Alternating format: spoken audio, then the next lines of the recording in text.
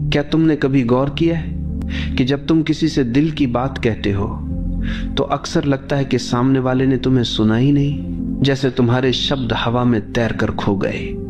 तुम अपने अनुभव, अपनी भावनाएं, अपनी समझ बांटना चाहते हो, लेकिन सामने वाला मुस्कुराकर सिर हिला देता है और अगले ही पल किसी और विषय पर बात करने लगता है। यही कारण है कि हमें बार बार लगता है हमारी बातें लोगों के समझ में क्यों नहीं आती।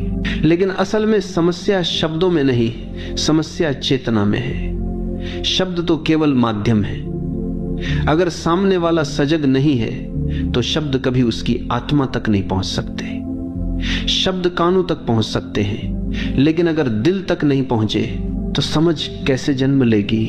लोगों को हमारी बातें इसलिए समझ में नहीं आती क्योंकि वे केवल सुनते हैं, सुनने का नाटक करते हैं, पर भीतर से सुनने की कला खो चुके हैं। वे पहले से अपने निष्कर्ष लेकर बैठे होते हैं।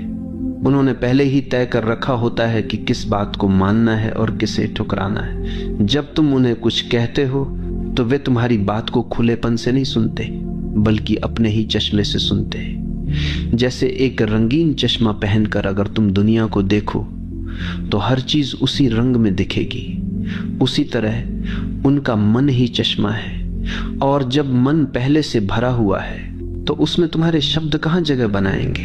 तुम्हारी बातें इसलिए भी समझ में नहीं आती क्योंकि लोग अपने ही अनुभवों तक सीमित रहते हैं। अगर तुम उन्हें कोई ऐसी बात बताओ जो उनके अनुभव से बाहर है तो वे उसे अस्वीकार कर देंगे। उदाहरण के लिए, अगर तुम किसी ऐसे व्यक्ति को ध्यान की बात करो जिसने कभी मौन का स्वाद नहीं चखा तो वो तुम्हें पागल समझेगा।